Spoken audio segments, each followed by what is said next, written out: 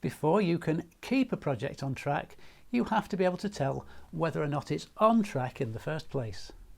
Introducing an effort tracking system is by far the best way of providing the measurements that will enable the team to control the schedule, take data-driven decisions, and even gather historical data for future projects. The Scrum Board is an important component of the Scrum framework. This board is used by the Scrum team to track their development work within time-boxed iterations called sprints. The Scrum Board shows all backlog items that need to be completed within the current sprint. Team members use the board by completing work and making updates continuously throughout each sprint. Scrum team members typically make updates to the board daily.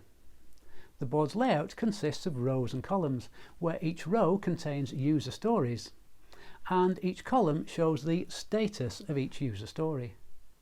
Scrum boards provide a fast, simple view of the user stories selected for a sprint. Every row on the Scrum board contains user stories that represent product backlog items that have been selected during sprint planning. The first element of the Scrum board is the user story.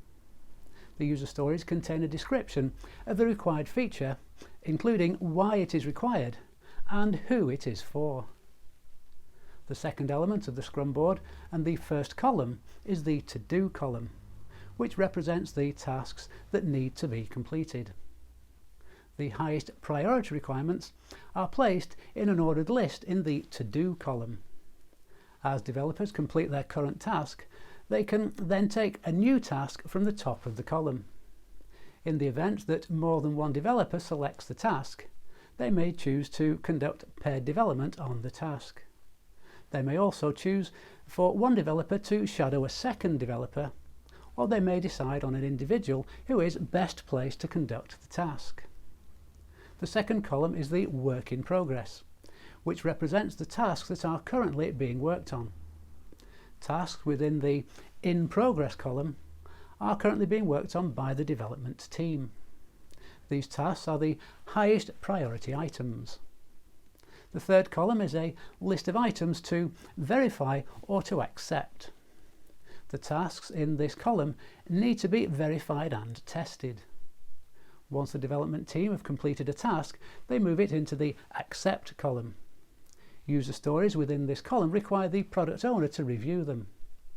After being reviewed, the product owner will either accept the user story or reject it, and provide feedback to the development team regarding any issues observed. For the rejected user stories, the task will be put back into the product backlog for reprioritizing. Lastly is the done column, which represents completed tasks. The user stories that the product owner accepts are moved from the accept column to the done column, and the product owner is the only person that can move a user story into this column. They should only move items once they have fully reviewed the user story and are happy that all the requirements are complete.